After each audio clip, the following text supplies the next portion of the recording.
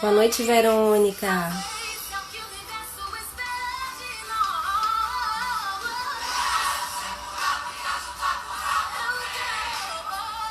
Boa noite, Tati.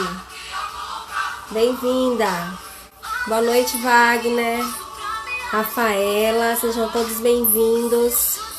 Nós estamos fazendo hoje o nosso segundo bate-papo do mês de agosto e nós estamos hoje dialogando com a Verônica Cardoso, ela que é assistente social e vai falar um pouco com a gente sobre a questão da violência de gênero e a religiosidade. Deixa eu ver se a Verônica já tá aqui pra gente dividir tela com ela. Essa live era para ter acontecido na segunda-feira, só que não pôde dar prosseguimento. E aí a gente resolveu remarcar para hoje, sexta-feira. Vou aguardar a Verônica entrar aqui. Deixa eu mudar Oi, aqui. Verônica, boa noite, bem-vinda mais uma vez. Boa. Hoje vai. Hoje Ah, já vai. Ai, meu Deus. Gente, Verônica é assistente social e essa temática sobre a violência de gênero e religiosidade foi o tema que ela utilizou para fazer a sua pesquisa e ela tem desenvolvido diversos trabalhos nesse sentido, realizando palestras, lives também, e ela vai realizar uma formação para mulheres evangélicas, né, dentro desse contexto aí, falando da violência e religiosidade. Essa formação ela vai acontecer no dia 22 de agosto, será certificada pela Florência de Saberes, e quem vai estar ministrando junto com ela, essa formação é a professora Jaqueline Soares. Quem tiver interesse em participar dessa formação, entra lá no Instagram da professora Jaqueline Soares e de Verônica também, o link está lá na bio para vocês fazerem a inscrição. E agora eu vou abrir espaço para poder Verônica dialogar com vocês e falar um pouco sobre essa experiência dessa pesquisa que ela fez. Oi, gente. Hoje a internet está colaborando, né? Tá fluindo. Estão todos me ouvindo? Tá ouvindo bem? O áudio tá legal? Sim. Normalmente eles acabam não me ouvindo quando alguém liga para mim, meu áudio fica ruim, gente. Vão sinalizando aí, por favor, viu? Que é para poder colocar o fone. Agora o seu tá ótimo, Verônica. Ah, que bom, porque eu tô sem fone. Então, Então, eu quero agradecer o convite, né, pela Florescendo Saberes, para estar dialogando, batendo papo, né, sobre essas questões que a gente já vem conversando ao longo desses dias. Para quem não conhece, sou Verônica Cardoso, assistente social, né? Realizei uma pesquisa voltada para a temática, né, com relação à violência contra a mulher evangélica, sobre a orientação e com a autoria de Jaqueline Soares, que muita gente conhece, é maravilhosa, tem que elogiar sempre, porque realmente é. E aí a gente vem dialogando com algumas mulheres evangélicas, algumas mulheres desigrejadas também, né? Que, para pessoas que não conhecem o termo, são pessoas que não querem fazer parte mais daquele contexto, né, de doutrinação, de um espaço religioso, mas querem continuar seguindo e servindo a Cristo, né? Como ele ensinou. Então, eu tenho dialogado bastante com essas mulheres e a pesquisa ela surgiu mesmo por uma experiência própria, né, de vivência, já que eu cresci no Evangelho, conheço o Evangelho desde pequena, fui ministra de louvor por muitos anos e rompi com a igreja, hoje sou desengrejada também, já há uns 8, 9 anos, né? Então, quanto assistente social, eu me vi na necessidade mesmo de escrever sobre, de dialogar sobre, porque é uma realidade, né? A violência contra a mulher no nosso país é uma realidade. E dentro desse contexto religioso, ele também existe. A questão é que existe um tabu por trás disso, né? Que impede que haja esses diálogos de forma mais clara, mais explícita, que chame essas mulheres para rodas de conversa, para que estejam realmente tendo instrumentos para dialogar com outras mulheres e combater vários tipos de violência que a gente sabe que existe dentro dos contextos de religião E quando eu falo da igreja evangélica, porque minha pesquisa foi baseada na igreja evangélica, né? Mas se a gente faz uma reflexão e dialoga com outras mulheres de outras fés, a gente vê que também existem violências nesse contexto, né? Nesses espaços. E aí a gente está no mês de agosto, né, que tem o Agosto Lilás, em comemoração, inclusive, a 14 anos da Lei Maria da Penha. E a gente tem discutido muito sobre essa questão da violência doméstica. E o que eu tenho observado é o quanto mulheres evangélicas, cristãs, primeiro, elas não conseguem discernir ou visualizar que estão dentro desses contextos também, ou não conseguem, muitas vezes, por não vivenciar essas experiências, não conseguem aceitar o diálogo diante dessa realidade, né? Porque não faz parte da realidade de vida delas. Mas a gente não pode ignorar que outras mulheres elas estão passando por esse processo e que a gente precisa ter uma empatia, né? Então, assim, para a gente iniciar esse diálogo, é importante a gente falar sobre essa questão das conquistas da mulher, né? Que não podem ser ignoradas nesse mês que nós temos discutido, né? Então, assim, a Lei Maria da Penha, por exemplo, ela foi uma luta diária, uma luta de muitos anos, de muitas mulheres, né? Dos movimentos feministas. E a gente não pode abrir mão dessa conquista, né? E aí a gente também precisa ampliar as discussões para que outras mulheres elas conheçam, se empoderem dos seus direitos, para que possam combater de fato a violência. Com relação à minha pesquisa, foi constatado nos resultados que sim, existe a violência contra a mulher evangélica, né? Inclusive existe um dado aí em uma pesquisa de Valéria Vilhena, que é a idealizadora da EIG, que é Evangélicas pela Igualdade de Gênero, que constatou que existe 40% das mulheres que buscam fazer a denúncia são evangélicas, né? E aí a gente vê uma porcentagem de 40% dessas mulheres que muitas não têm espaço de diálogo, não têm espaço para conversar ou pelo menos se ter conhecimento do que fazer, além daquilo que elas aprendem dentro da igreja, né? Que é baseado no discurso mesmo da igreja. Então a gente precisa compreender por que essas mulheres elas ficam dentro desse contexto de violência, né? Um contexto que ninguém precisa e merece passar nem vivenciar, mas elas acabam se mantendo dentro desse ciclo de violência, né? E para isso a gente precisa compreender que na nossa sociedade ela é pautada, é baseada no machismo, né? E aí a gente precisa compreender que existe um sistema patriarcal, uma lógica patriarcal que institui normas, né? E domina, que traz a dominação do homem sobre a mulher. E isso dentro da igreja é muito presente. O patriarcado ele surgiu por duas nomenclaturas, que é pater, que significa pai, e archer, que significa comando, né? Que é a autoridade do homem através da figura do pai. E a gente vê muito isso, né? Quando é dito o pai é o homem da casa, é o chefe de família, né? A última palavra é dele. E essas coisas que a gente aprende desde a infância, a gente não compreende que isso é uma tradição que vem há muitos anos. Inclusive, o termo patriarcado foi usado pela primeira vez na Bíblia, né? No Velho Testamento, quando se instituiu ali homens líderes, que eram os patriarcas, né? Que a gente fala sempre Deus de Isaac, Jacó e Abraão, né? Que são homens que são levantados por Deus para gerir, dominar, e a última palavra deles sobre um povo, sobre um grupo, né?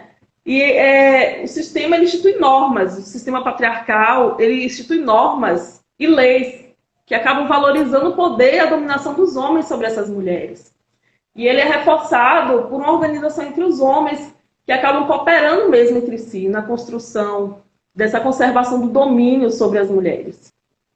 Então, assim, dentro dessas relações, né, de domínio sobre as mulheres, existe um acordo masculino que acaba oprimindo, né, que traz uma pressão, e para que isso não seja rompido. Existe um acordo entre os homens para que isso não seja rompido, né? Que esse poder ele permaneça na mão dos homens E isso é de uma forma muito subjetiva, né? Não é uma coisa escancarada. Eu acho interessante a cumplicidade que os homens têm e nem eles mesmos percebem, né? E isso é um traço do patriarcado, do machismo. Por exemplo, eu vi um vídeo recentemente que uma mulher fazia um teste com o marido sobre a cumplicidade entre os homens, né? E aí ela ligou para uma amiga do lado do marido e disse assim, e o marido ligou, aliás, o marido ligou para a amiga dela e disse assim, não sei quem, não sei, minha mulher, não sei quem está aí com você, porque ela saiu dizendo que ia para aí. E aí eu queria falar com ela. Na mesma hora a mulher desligou o celular na cara dele e falou com a mulher dele no WhatsApp, e eles estavam juntos. E falou, amiga, por que você não me avisou? Porque ele me ligou, eu desliguei o celular para dizer que eu estou incomunicável. Né? O que está acontecendo? Ou seja, né, aquela mulher ficou sem reação diante daquela mentira que ela achou que a mulher tinha contado para o marido. E logo depois ela fez uma ligação, aí logo depois ela fez uma ligação para o amigo do marido. E do lado do marido, e disse assim, não sei quem, chama não sei quem para mim que eu preciso falar com ele, que ele disse que ia para ir para sua casa. Aí, na mesma hora, o amigo, sem pensar, começou a dizer, não, ele foi no banheiro. Daqui a pouco você fala com ele, ele foi no banheiro. Ou seja, aí o marido se acabando na risada porque estava com ela. E ali ela queria provar o quanto os homens são cúmplices, né? Diante da mentira, do engano, quanto eles se acobertam, né? Quanto eles se protegem. E isso faz parte mesmo dessa tradição mesmo entre os homens, de manter esse domínio sobre eles, né? Com relação às mulheres. É um acordo, de fato, que existe nesse mundo masculino de ter poder e domínio sobre as mulheres, né? Castro e Lavínia, ela fala que o patriarcado se trata da dominação do homem como senhor, garantido por uma tradição, né? E quando se trata de uma autoridade que é instituída por Deus, o discurso, né, o discurso que passa por ser visto como um bem, como um naturalizado, né? Por exemplo, quando Deus institui um pastor, um líder sobre uma congregação, aquilo que aquele pastor, que foi uma autoridade instituída por Deus, passa a ser algo, o que ele diz passa a ser uma verdade, passa a ser algo naturalizado, né? Araújo fala que o dominador começa a justificar suas ações com uma permissão do Deus bondoso.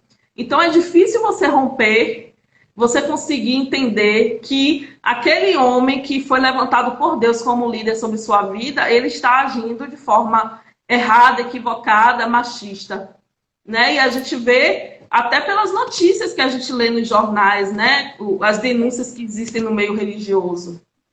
Pode falar. São atitudes corriqueiras na nossa vida e que acaba se repetindo diversas vezes. É tão comum que eles não percebem que eles fazem isso de forma natural, já foi naturalizado. A gente tem o ensinamento que diz que a mulher ela tem que se manter submissa ao homem, né? Só que isso é interpretado de uma forma errônea. Sim. E se manter submissa, ela foge da parte do respeito e da cumplicidade entre o marido e a mulher e passa a ser a submissão total, onde a mulher ela perde a autonomia sobre si, sobre a sua vida, e passa a viver o que é permitido do seu marido, o que ele lhe permite fazer, né?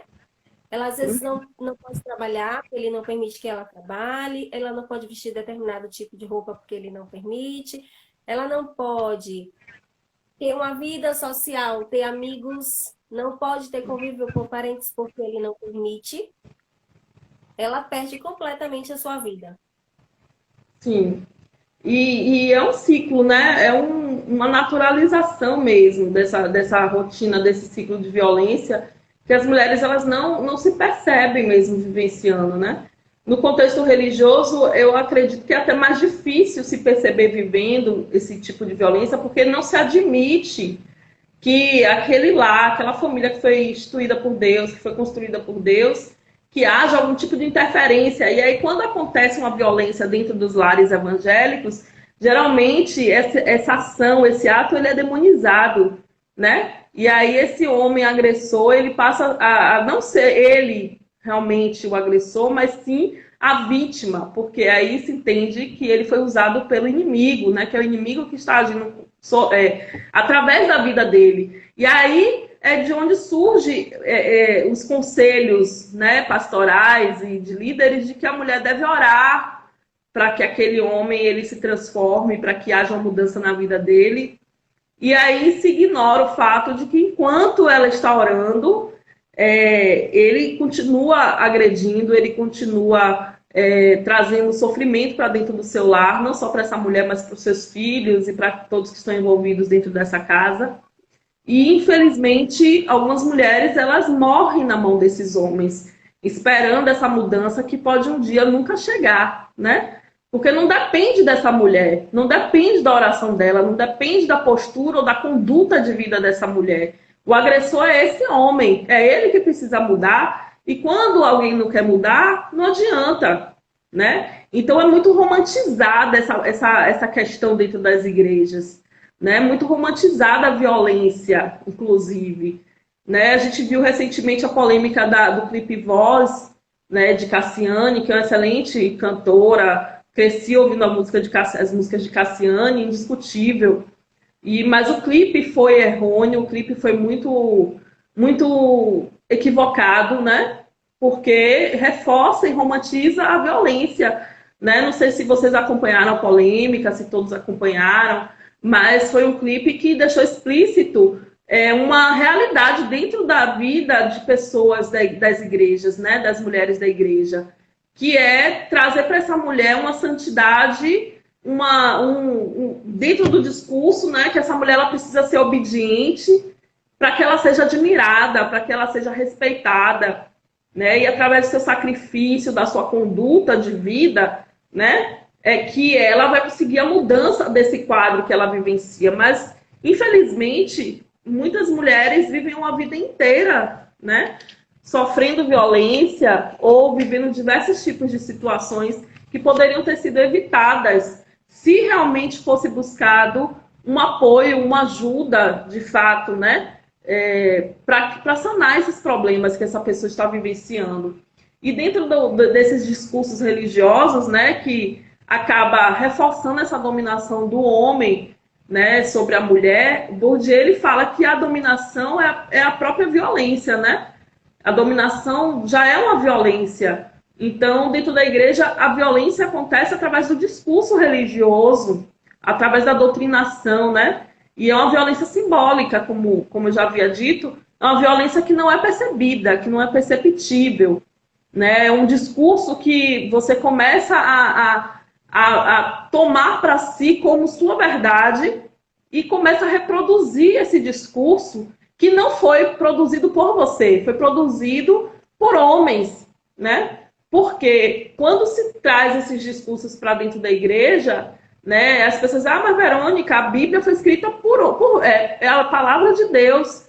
E aí eu vou dizer indiscutível isso, que a Bíblia seja a palavra de Deus. O que eu tenho que dizer é que a Bíblia foi escrita por homens, né, transcritas por homens, dentro de uma sociedade machista, patriarcal, como era, onde as mulheres elas eram dadas por objeto sexual, como objeto sexual e de reprodução, onde elas não podiam estudar, ler, trabalhar, e a sua única função era realmente gerar filhos e dar descendentes a esse homem, né? E onde um homem, inclusive, tinha diversas mulheres, porque a única função das mulheres era, de fato, procriar.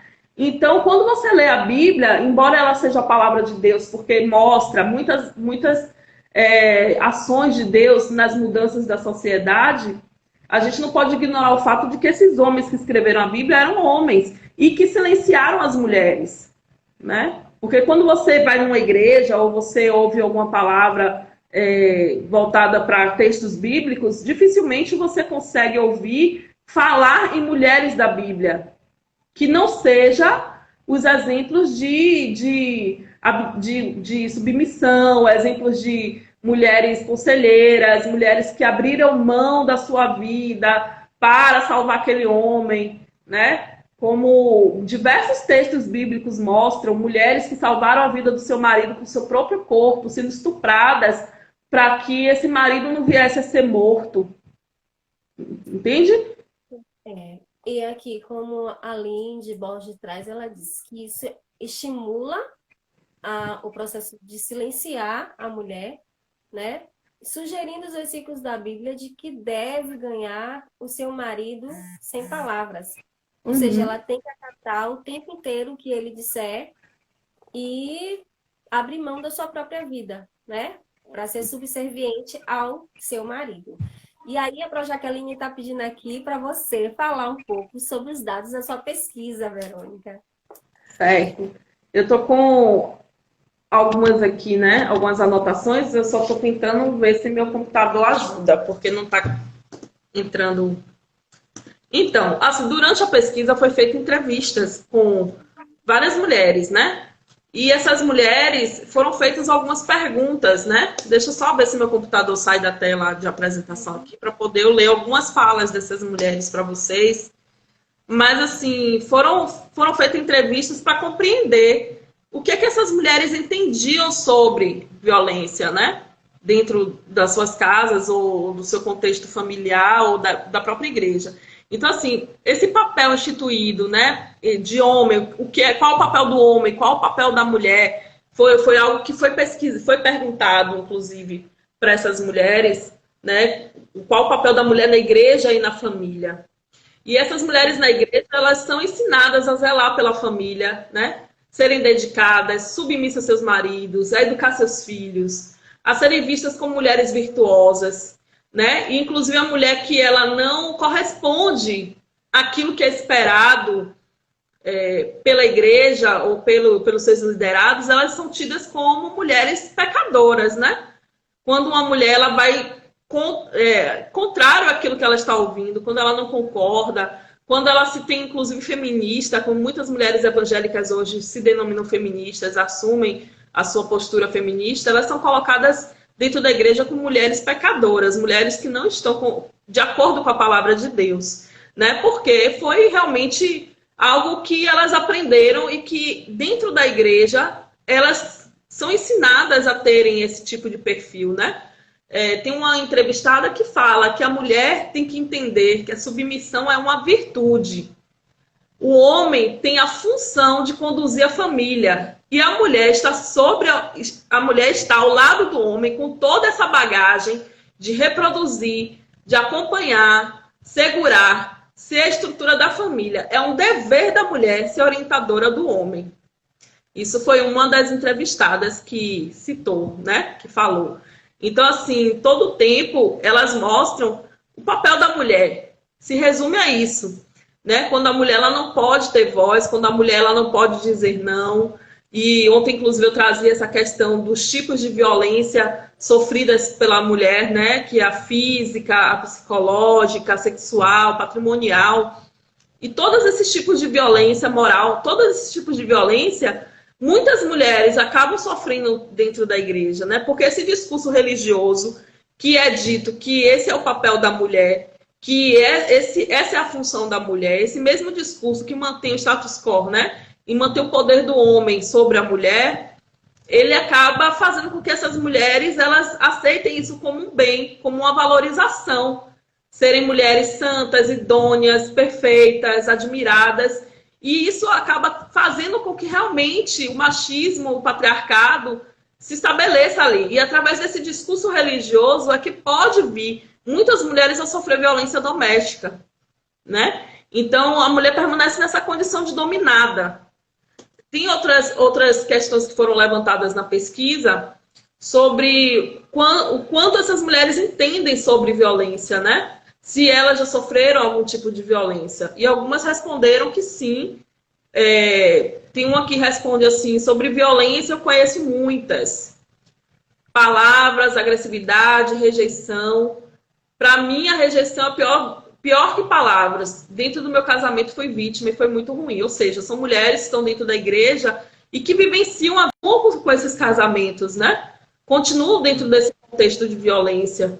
E sabe, algumas mulheres reconhecem e se veem mesmo vítimas de violência. Agora, outras não conseguem se identificar sofrendo violência. Tem uma que fala muito assim, e ela fala bem baixo, né?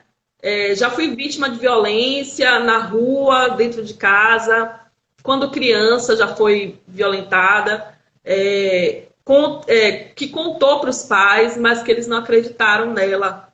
E ela diz que sempre reagiu, que caía na mão quando acontecia alguma situação dessa.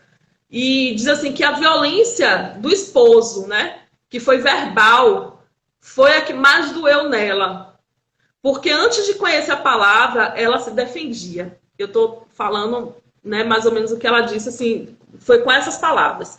Ela coloca que a violência do meu esposo só foi verbal.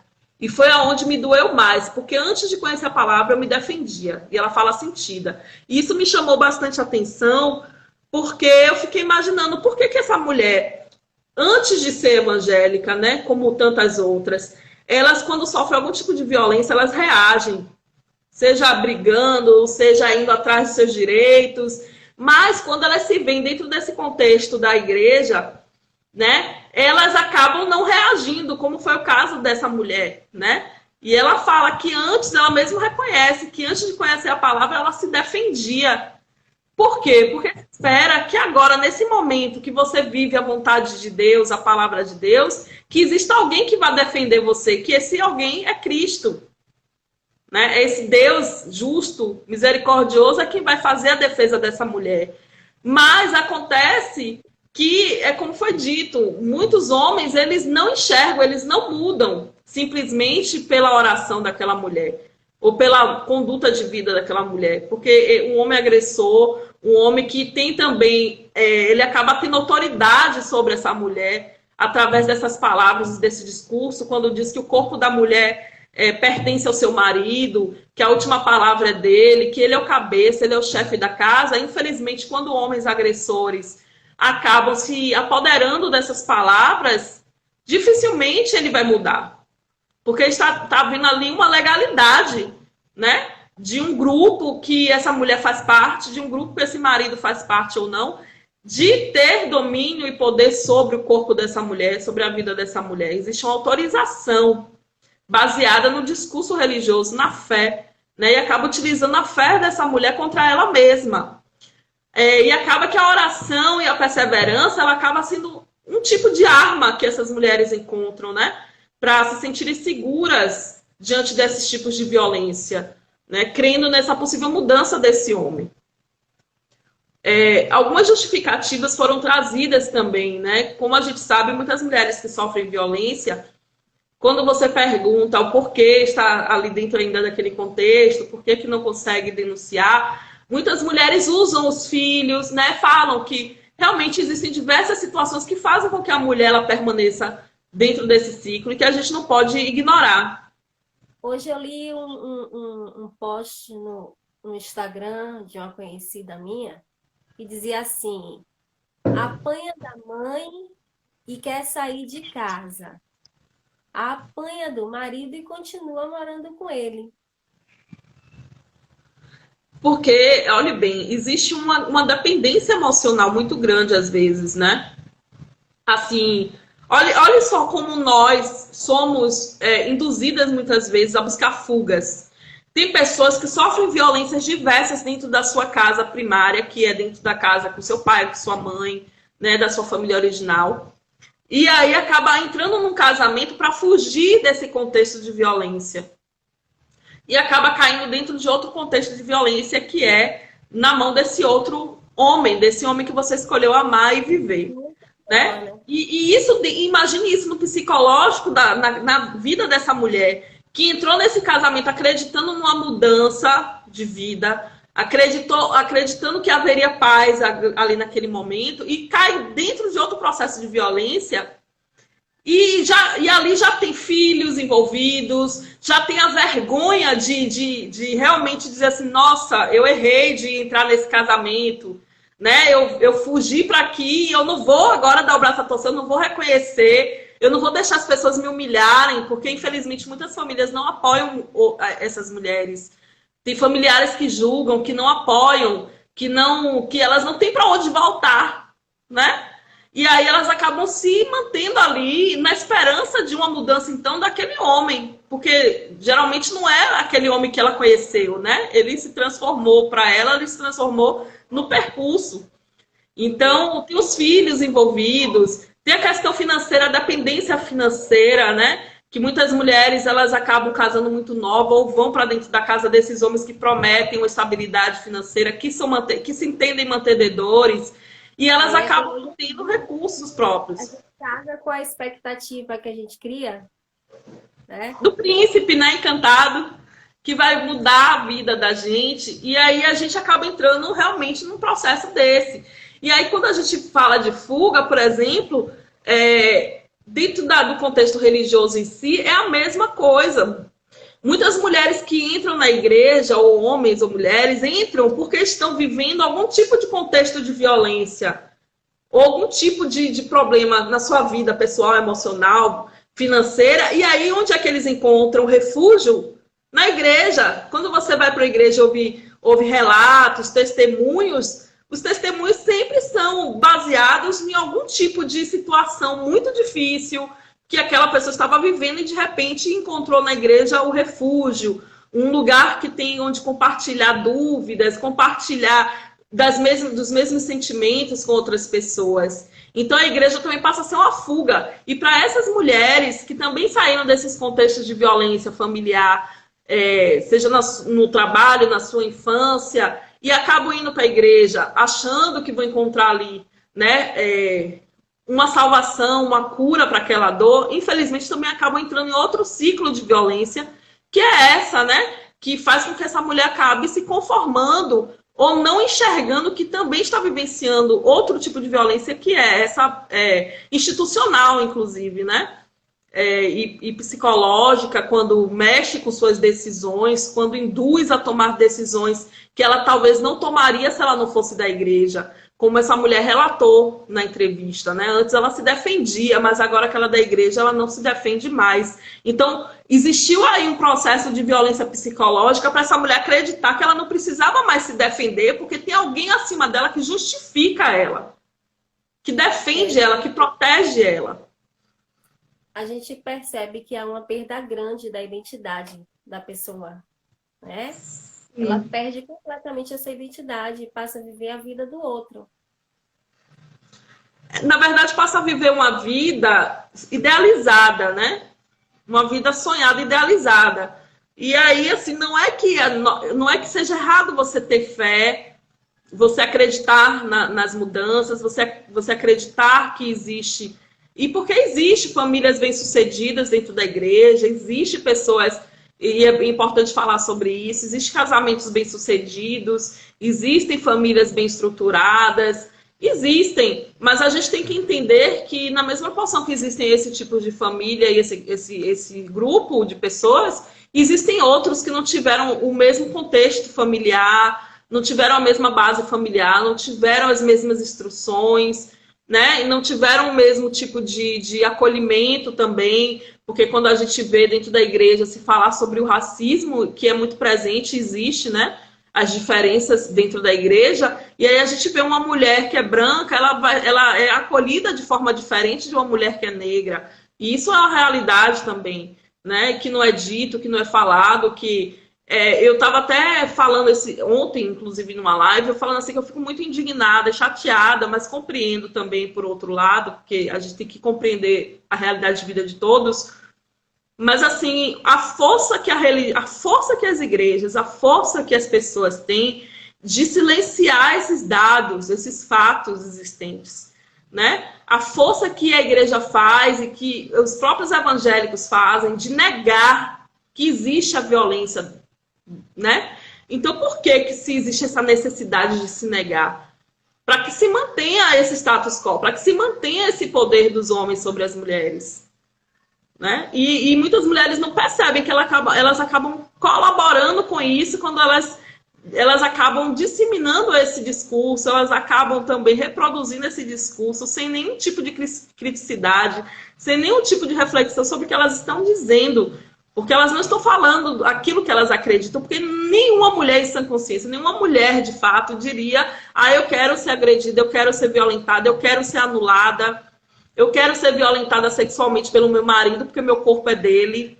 Ah, eu quero acordar com meu marido em cima de mim, porque eu sou obrigada a fazer sexo com ele, porque senão o inimigo, o diabo, vai vir e vai entrar na minha relação. Porque é isso que as mulheres aprendem dentro da igreja.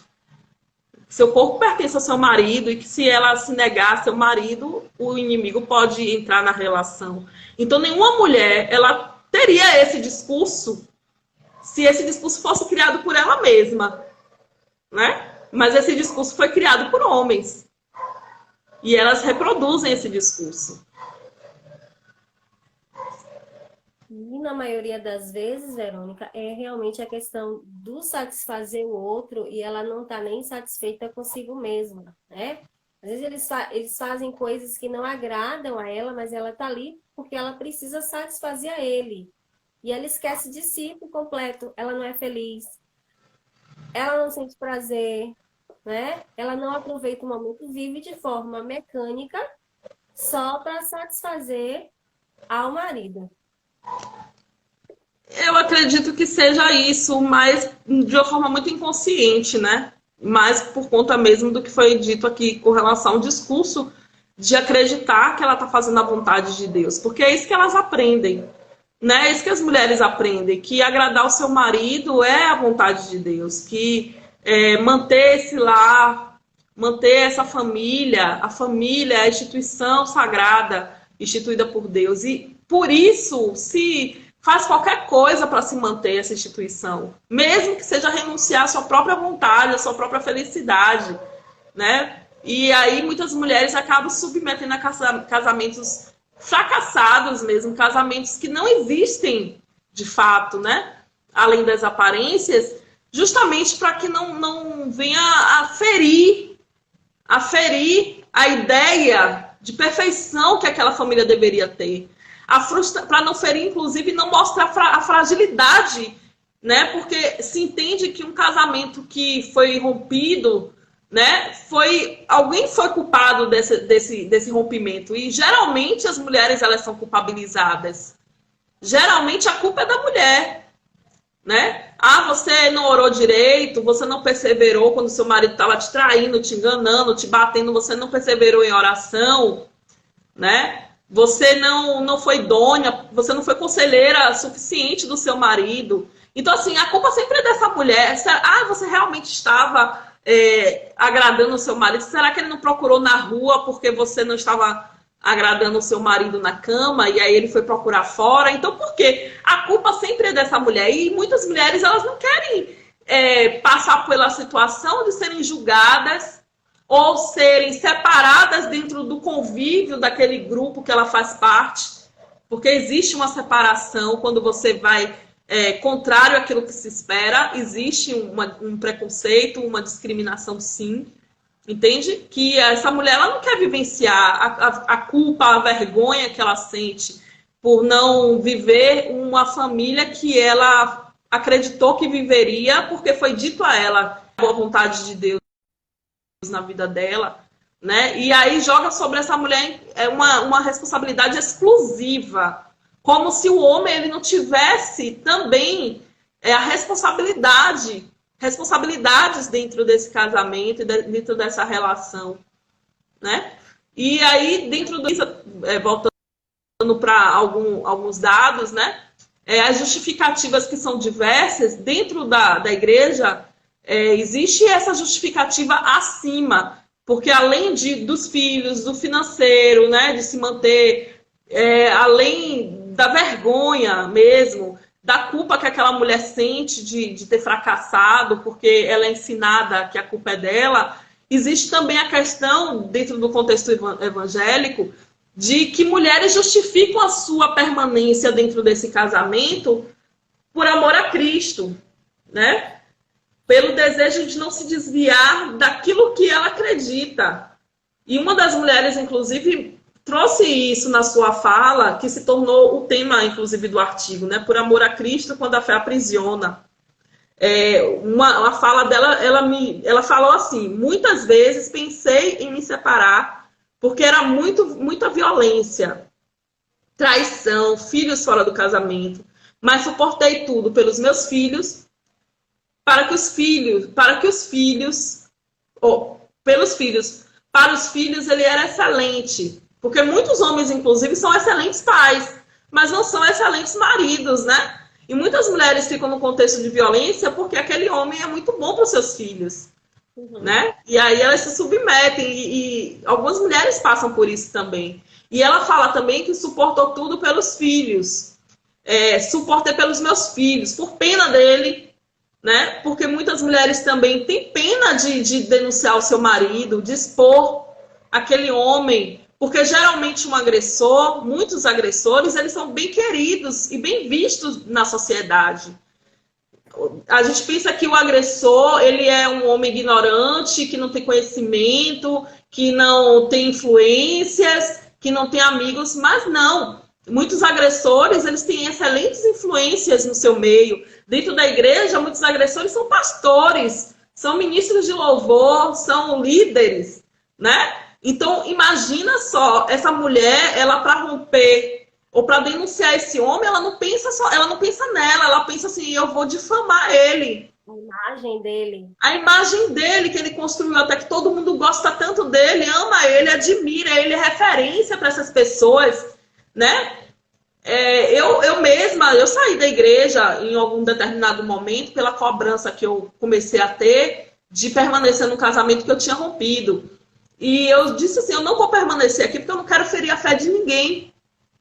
Porque eu era líder e eu tinha meninas que me viam como referência e eu tinha muito medo dessas meninas acharem que elas também teriam um casamento fracassado como eu tive, um casamento que seria rompido. E eu preferi sair daquele meio, daquele contexto, para não ferir a fé dessas mulheres, dessas meninas, né? Então olha como a gente não pensa na gente, a gente pensa no outro, né? Dentro da igreja, principalmente, que a gente aprende a ser espelho, aprende a ser referência. E quando a gente vê que a gente é referência, mas que essa nossa referência não nos traz esse fruto prometido, né? Porque eu mesma uso o meu exemplo. Eu cresci na igreja, sempre sendo muito referência, orando, buscando a Deus, uma mulher que ora, que liberta, que louva, que ministra louvor, sempre me mantendo idônea, sábia, sabe? E vivi coisas na minha vida, ao longo da minha vida, que eu nunca imaginei que eu viveria.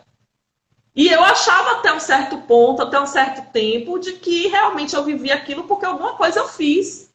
E aí eu procurava entender o que é que eu tinha feito de errado para eu estar vivendo aquilo, né? Eu tentava achar uma culpa sobre mim, porque quando eu buscava ajuda, assim como muitas mulheres buscam, a gente sempre ouvia que vamos orar, continue orando, Deus, você é abençoada, Deus te usa para libertar muitas vidas. E aí eu ficava assim: meu Deus, o que é que eu estou fazendo? O que é que eu estou fazendo de errado? Eu me culpava pela vida ou coisas que eu vivenciava, né? E eu não conseguia romper porque eu não queria ferir a fé de ninguém. E essas mulheres, elas passam por isso, de fato. Esse discurso não é uma propriedade minha, mas muitas mulheres, se a gente entrevista, se a gente dialoga dentro da igreja, que vivencia alguns tipos de situações, elas vão também verbalizar a mesma coisa, porque existe uma coincidência de fatos, né, que acontecem justamente porque o discurso ele é único e ele é o mesmo, onde a mulher, ela é a culpada, onde a mulher realmente, quando a gente vê falar, por exemplo, do que o homem pecou porque olhou para a mulher porque ela estava com um vestido assim, às vezes a mulher está com um vestido no pé, e aí o pé fez aquele irmãozinho pecar. Gente, a culpa é do pé daquela irmã que estava do lado de fora. Até bota o paninho na perna da irmã, porque o homem lá do púlpito tá olhando. Peraí, você não vai para a igreja botar as pernas de fora, ou não vai para a igreja botar o pescoço de fora, esperando que alguém da igreja vá olhar e ter desejo pelo seu corpo. Mas, geralmente, se usa o discurso de que essa mulher, ela precisa, né, andar comportada, porque senão aquele homem da igreja vai pecar, vai fazer o irmãozinho pecar, né? Então a culpa sempre é da mulher. A mulher sempre é responsabilizada pelo erro e pelo pecado e pela agressão do homem. A gente vê isso, eu sempre digo que o que eu entendo hoje, porque a gente lê hoje a Bíblia numa perspectiva muito feminina, né? Coisas que a gente pregava na igreja e lia e a gente achava assim, nossa, eu nunca pensei nisso. E hoje a gente lê de forma diferente, porque a gente consegue se ver ali. Por exemplo, quando Adão e Eva, né, comeram do fruto, na igreja você só ouve a pregação de que Eva fez Adão pecar. Eva comeu o fruto e ofereceu para o seu marido. Deus castigou Eva, castigou Adão porque Eva pecou e fez Adão pecar. E aí você lê a Bíblia direitinho, você vai ver o quanto Adão já era agressor desde ali. Quanto ele era covarde, porque quando Deus chegou e viu eles nus se cobrindo, Deus perguntou por que eles estavam se cobrindo e a primeira pessoa que falou e acusou foi Adão. Porque a mulher que tu me deste me deu fruto para comer. Ali ele sabia que Eva ia ser penalizada. Ali ele sabia que Eva ia ser castigada. Ele não assumiu nem a responsabilidade dele, ele jogou o castigo sobre Eva. Para você ver que ali já existia uma índole de homem perverso e agressor naquele homem. Porque ele sabia que Deus ia castigar Eva. Então, a partir dali, todas as pregações que você ouve é que Eva foi a que iniciou o pecado. Né? E aí a mulher começou a ser descrita na Bíblia como realmente a responsável pela porta do pecado. Mas Adão comeu o fruto. Adão errou de comer o fruto. Mas ele queria que Deus castigasse Eva. Ele ali também violentou Eva. Ele também cometeu violência doméstica com Eva ali naquele momento. Se a gente for refletir. Mas a gente não para pensar nessas coisas. Né? Quando a gente lê a Bíblia ou quando a gente ouve uma pregação. Verônica, nós temos 8 minutos para finalizar nosso bate-papo. Você vai para suas considerações finais, eu vou fazer o agradecimento. Então, já que está complementando aqui, além da concepção criacionista. Exatamente, exatamente. E já as considerações? Para falar? Temos 7 minutos. Pronto. Então, só para ser breve, porque, óbvio que esse tema é tão extenso, né? E são tantas... precisa guardar para a formação. Quem quiser saber mais, quem quiser aprender mais, vai participar da formação dia 22 com você e para a Jaqueline. Isso.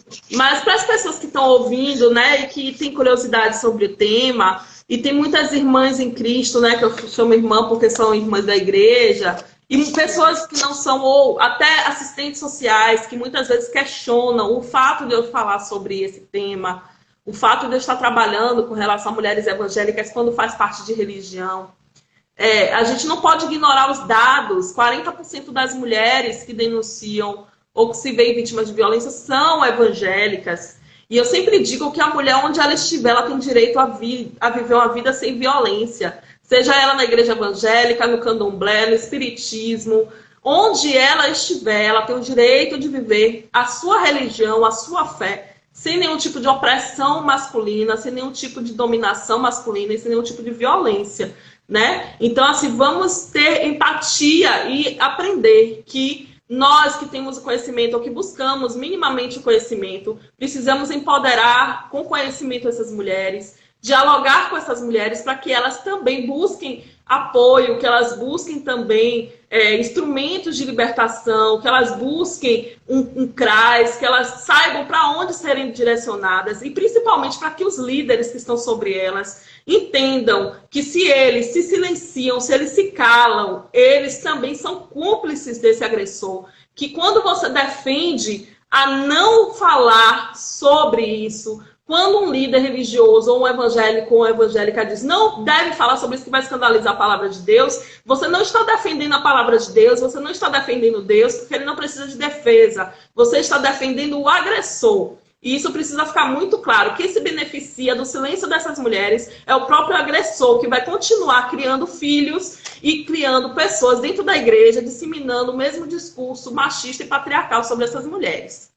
Eu quero agradecer a todo mundo presente, ao apoio de muitas pessoas, agradecer a você pelo convite, que a gente nem se conhecia, né? Viemos a nos conhecer através desse convite, que essa parceria ela se estenda aí por muito tempo. Muito obrigada, viu?